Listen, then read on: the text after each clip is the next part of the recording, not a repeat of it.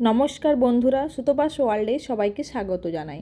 আশা করি সবাই ভালো আছেন। আজকে আমি শেয়ার করব দুধের পুলি পিঠে।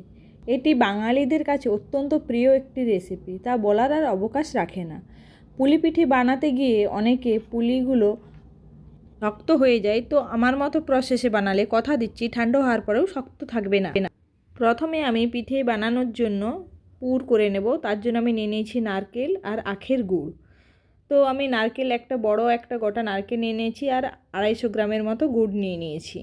এটাকে আমি পুর বানাবো। তার জন্য আমি একটা কড়াই বসিয়ে নিয়েছি গ্যাসে। কড়াইটা গরম হয়ে যাওয়ার পর আমি নারকেলগুলো ঢেলে দিলাম। নারকেলটা আমি আগে থেকেই কুটে রেখেছিলাম, তো নারকেলটা ঢেলে দিলাম। দিয়ে মিডিয়াম আঁচে আমি এই নারকেলটাকে প্রায় 3 মিনিটের মতো ভালো করে ভেজে নেব। দেখতেই পাচ্ছ মোটামুটি আমি ভেজে নিয়েছি। তো এর সাথে আমি অ্যাড করে দেবো এবারে আখের গুড়টা। ভাজা হয়ে গেছে, তো আখের গুড়টা অ্যাড করে দেওয়ার পর আমি আবার কিছুক্ষণ বেশ ভালো করে গুড়টা ভাজা নারকেলটার সাথে মিক্সড করে নেব। এইভাবে ফুটতে থাকবে। তো ফোটার পর কিছুক্ষণ বেশ ভালো করে নেড়ে চেড়ে যেতে হবে কন্টিনিউয়াস, কারণ মাঝখানে যদি নাড়া বন্ধ করে দেওয়া হয় তাহলে নিচে লেগে যেতে পারে। বারবার নেড়ে চেড়ে যে গুড়টা মধ্যে জল বেরিয়েছিল, সেই জলটা আস্তে আস্তে ওই নারকেলের সঙ্গে ফুটে ফুটে জলটা মরে যাবে। তো দেখতেই পাচ্ছ আমার জলটা মরে গেছে, যে শুকনো শুকনো মতো হয়ে গেছে। তো আমি এবারে এটা নামিয়ে নেব। আমার পুর রেডি হয়ে গেছে, দেখতেই পাচ্ছ। এবার আমি পিঠে বানানোর জন্য 250 গ্রাম আতপ চালের গুঁড়ি নিয়ে নিয়েছি। এই গুঁড়িটাতে আমি একটা ডো বানিয়ে নেব। পুলি পিঠের যে ডোটা হয় সেটা বানাবো। তো আমি গরম জল বসিয়ে দিয়েছি। জলটাকে খুব ভালোভাবে গরম হতে হবে, একদম ফুটন্ত হতে হবে। দেখতেই পাচ্ছ আমার জলটা গরম হয়ে গেছে। তো এবারে জলটা ফুটে গেছে। জলটা ফুটে ওঠার পর আমি অল্প করে একটু গুঁড়ি নিয়ে আমি জলটার মধ্যে প্রথমে দেব। দিয়ে আমি একটা খুন্তি নিয়ে জলটার সাথে ভালো করে মিক্সড করে দিয়েছি। দিয়ে বাকি পুরো গুঁড়িটা ওই জলটার মধ্যে দিয়ে দেব। এবার কিন্তু আমি আঁচটা বন্ধ করে দেব। দিয়ে গরম থাকার কারণে আমি খুন্তি দিয়ে নেড়ে নিয়েছি। দেখতেই পাচ্ছ একটা খুব সফট একটা ডো তৈরি হয়ে গেছে। তো এটা একটু ঠান্ডা হোক।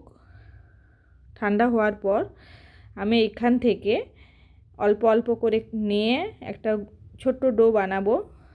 সেটা একটা বাটির মতো শেপ দিয়েছি।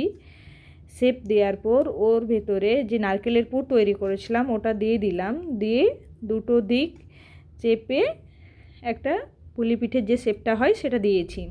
তো আমার ক্যামেরা ধরার কেউ ছিল না, তাই আমি ওটা দেখাতে পারলাম না। এভাবে আমি সব পিঠেগুলো বানিয়ে নিয়েছি। তো আমার সব পিঠেগুলো বানানো হয়ে গেছে। এবার আমি নিয়ে নেব কিছু কাজু বাদাম। তো কাজু বাদামগুলোকে আমি সবগুলো ভেঙে নিয়েছি। প্রায় 8-10টার মতো কাজু বাদাম নিয়েছি, ওগুলোকে ভেঙে নিয়েছি। দুধটা আমি কড়াইয়ের মধ্যে গরম করতে দিয়েছিলাম, দুধটা ফুটে উঠেছে। দিয়ে তারপর আমি কাজু বাদামগুলো দিয়ে দিলাম। আমি এখানে দুধ নিয়েছি 1 লিটার। এবারে আমি পিঠেগুলো এক এক করে ওই ফুটন্ত দুধের মধ্যে ছেড়ে দেব। তো আমি আঁচটা অবশ্যই একদম কমিয়ে দেব, কারণ এই সময় পিঠেগুলো কাঁচা থাকা অবস্থায় নিচে লেগে যাওয়ার চান্স থাকে। এইভাবে আমি একে একে পিঠেগুলো ছেড়ে দিয়েছি। দিয়ে 20 মিনিটের মধ্যে আমি পিঠেগুলোকে সিদ্ধ করে নেব। তো দেখতেই পাচ্ছ আমার পিঠেগুলো সিদ্ধ আমি করতে দিয়েছি, ফুটে উঠেছে, অল্প অল্প করে ফুটছে।